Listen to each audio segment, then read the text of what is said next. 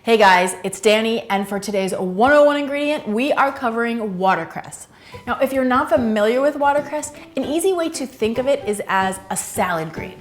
It's an extremely nutritious, antioxidant-rich, dark leafy green. Gram for gram, it has more vitamin C than an orange, more iron than spinach, and more calcium than a glass of milk. Watercress has these small, dark, rich green leaves that pack a lot of flavor. If you've never tried it before, it's a little bit sharp and peppery, closely related to arugula, mustard greens, and cabbage. And like all of its relatives, it packs a lot of nutrients, but is low in calories. So it makes a great addition to your clean and delicious diet.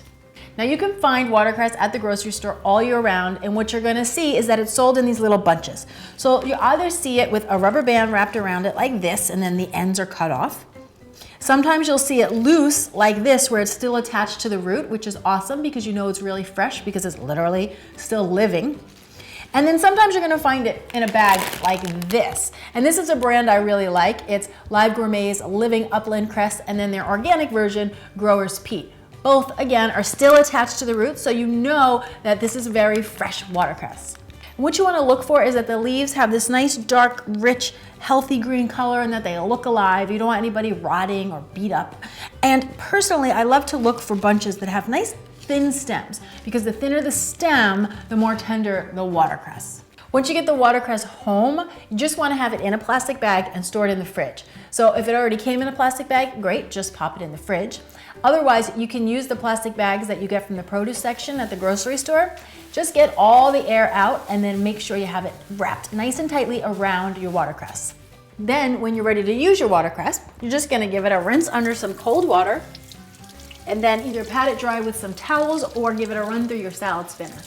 Now both the stems and the leaves are completely edible on watercress, but if you find watercress that has very thick stems like this, they can be really tough and fibrous. So in that case, I prefer to pull the leaves off and discard the stems. On the flip side, when I find watercress like this, where the stems are very thin, then I always eat the whole thing. Watercress is great both raw and cooked. It's delicious in a salad, piled on top of a sandwich, and it loves to be sauteed and makes a fantastic soup. Now, since it has that really strong peppery flavor, it pairs well with more mild ingredients like butter lettuce, spinach. It loves being paired with avocado or citrus, and it goes great with tomatoes and beans.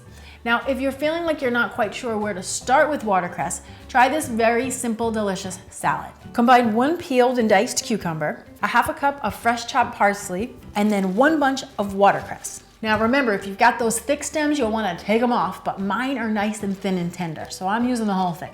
Then mix together 2 tablespoons of white wine vinegar, 2 tablespoons of extra virgin olive oil, 1 tablespoon of honey, give that a little bit of salt, pinch of black pepper, whisk it up, and then drizzle that right over your salad.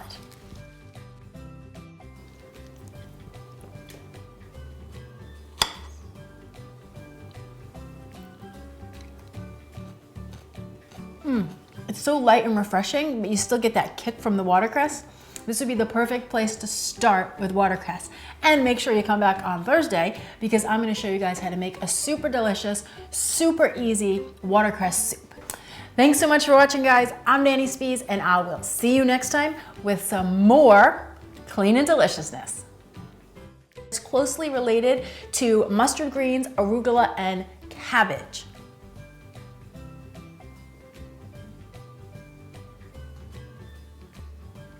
And like all of its relatives,